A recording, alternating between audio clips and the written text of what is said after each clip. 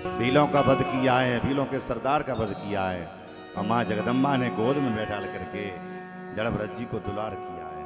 बेटा, दुर्गा सप्तशती में लिखा हुआ है कि कुपुत्रो जायते कुचदपि कुमाता न भवति।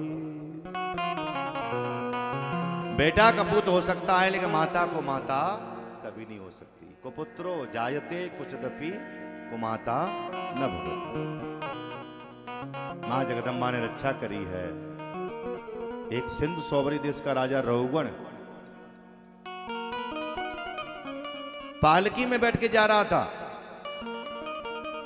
ये प्रसंग तो बहुत लंबे लंबे हैं। इन प्रसंगों को विस्तार से अगर कहा जाए तो 4 घंटे जड़ भरत जी पे ही, इस प्रसंग पे ही हम निकल जाएंगे। 4 घंटे निकल सकते हैं इसी प्रसंग पर। आप कहोगे माकर मिश्री कहां गया? लाला को जन्म रह जाए वो कल हो। यजमान जी भी कहेंगे मेरे महाराज जी हम 7 दिन की जगह 8 दिन हो गए, 9 दिन हो गए, अब तो वृंदावन जाओ। कहने का मतलब इस सूक्ष्म में हम आपको सुना रहे हैं। पालकी में बैठ करके जा रहा है। कहते हैं गुरुओं से मिलने के लिए जाओ तो अभिमान को त्याग करके जाना चाहिए। संत मिलन को चालिए तज माया विमान, जो जो पग आगे बढ़े तो कोटे यज्ञ समान। पालकी में बैठ के जा रहा था अभिमान से। बोले किससे कहां जा रहा है? बोले कपिल मुनि के आश्रम की ओर। और जो 4 कहार लगे थे उनमें से एक बीमार हो गया। राजा रघुगण कहने लगा जितनी भी प्रजा है सब हमारी तो है, कोई मोटा ताजा हट्टा कट्टा कोई मिले उसे ला करके इस पालकी में लगा लो। अब कौन मिला? कोई जड़ भरत जी मिल गए।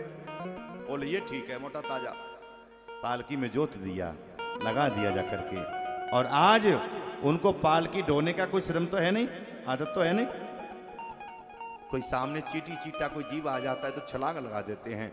जब पालकी ढोने वाला व्यक्ति छलांग लगाएगा तो पालकी में बैठने वाले की क्या हालत होगी आप समझ सकते हैं। जो डंडा लगाता ना खोपड़ी में लगा, अरे तुम ठीक से नहीं चलते हो। तो 3 जो सेवक लगे हुए हैं कह रहे महाराज मैं तो ठीक से चलता हूं, लेकिन मोटा ताजा ये बाबा जैसा लगाया है ये ठीक से नहीं चलता है। राजा रघुगण कहने लगा पालकी में से अपना उस पर्दे को उठाया है। अरे इतने मोटे ताजे होने के बाद भी तुम जीवित मुर्दे के समान हो। अब जड़ भरत जी ने सोचा कि अब अभिमानी को सुधारने का काम ही तो संतों का है ना दीदी? अभिमानियों को सुधारने का काम ही तो सदगुरुओं का है। पालकी को रख दिया और कहा राजन आपने कहा मोटा होना पतला होना ये जीव के धर्म है। कोई मोटा होता है कोई पतला होता है, आत्मा सब में होती है। गेहूं को पीस के आटा बना देते हैं, आटे को पीस कर क्या बनाओगे? इत्र को फूल को पीस करके इत्र बना देते हैं, इत्र को पीस कर क्या बनाओगे? राजन आप कहां जाना चाहते हैं? बोले अपने गुरु के आश्रम की ओर। बोले गुरु के आश्रम की ओर जाना चाह रहे हैं और अभिमान आपका गया नहीं। और राजन तुम अपने आप को राजा समझते हो, राजा हो, तुम राजा हो। मैं भी पूर्व जन्म में राजा था।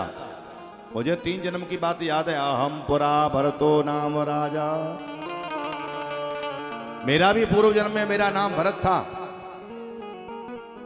ऋण के बच्चे से मोह हुआ तो ऋण बनना पड़ा, उसको भी शरीर को जलाया तो मैं आज भी तुम्हारे सामने जड़ भरत के रूप में खड़ा हुआ। तब भी मेरा नाम भरत है, लेकिन मैं गायत्री मंत्र न सुनाने के कारण मेरे पिता ने मेरा नाम जड़ और लगा दिया, तब मेरा नाम पड़ गया जड़ भरत। बोले गुरुओं से मिलने के लिए जाओ, संतों से मिलने के लिए जाओ। आप चाहे कोई बड़े डॉक्टर हैं, आईएएस हैं, आईपीएस हैं, मंत्री हैं, महामंत्री है, कोई भी हैं, आप गुरुओं से मिलने के लिए जाओ तो अपने पद को अपने घर छोड़ करके जाओ। अपनी जो टोपी है ना, अभिमान रूपी टोपी, इसको घर में रख करके जाओ। राजा रघुगण देख रहा है, देखने में तो ये बाबा जैसा दिखाई दे रहे हैं, एक मोटे ताजे, इनके शरीर पर देखो धोती है, आहा, बड़ा बड़ा दिव्य शरीर है, माथे का तेज दिखाई दे रहा है, हमें लगता है जरूर कोई ब्राह्मण जान पड़ते हैं। जब जैसी दृष्टि डाली है तो उनका जड़ भरत जी का यज्ञोपवीत दिखाई दिया। क्या? जनेऊ। ब्राह्मण की पहचान क्या है? वो जनेऊ होना चाहिए, माथे पर चंदन होना चाहिए, चोटी होना चाहिए, शिखा। ये क्या है? ब्राह्मण की अस्त्र है। हाँ, यज्ञोपवीत जब होता है ना तो गुरुजी यज्ञोपवीत कराते हैं तो इतनी लंबी चौड़ी सी चोटी छिकवाते हैं, जैसे गाय का खुर होता है ना उसके समान। बोले ब्राह्मण की पहचान चोटी से होगी, ब्राह्मण की पहचान जनेऊ से होगी, ब्राह्मण की पहचान चंदन से होगी।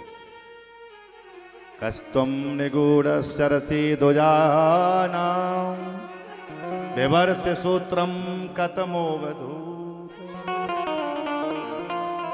आपका यज्ञोपवीत दिखाई दे रहा है, आप ब्राह्मण हैं क्या? बिल्कुल ब्राह्मण हो। राजा रघुवण कहने लगा, मैंने महाराज एक बात मैं आपको बताऊं, मुझे भगवान शंकर के त्रिशूल से डर नहीं लगता, भगवान नारायण के सुदर्शन चक्र से डर नहीं लगता, इंद्र के वज्र से मुझे डर नहीं लगता। मुझे डर लगता है तो ब्राह्मण की वाणी से डर लगता है कि जो इंद्र कर मारा न मरही, विप्रदोह पातक सो डरई। तभी तो कहते हैं ब्राह्मणों से सदा लो तो आशीर्वाद लो, ब्राह्मण की जब भी लो तो दुआ लो, ब्राह्मण की कभी भी बददुआ नहीं लेना चाहिए। मैं आपको प्रणाम करता हूं। और मैं जाना तो कपिल मुनि के आश्रम की ओर जाना चाह रहा था, लेकिन आपसे बढ़कर के गुरु मुझे कोई मिल नहीं सकता, आप ही मुझे मंत्र दे दो। और जड़ भरत जी से दीक्षा लेकर के राजा रघुगढ़ ने अपने राज्य का त्याग कर दिया है और उनका शिष्य बन करके उनकी सेवा करने लगा। बोलो राधे राधे।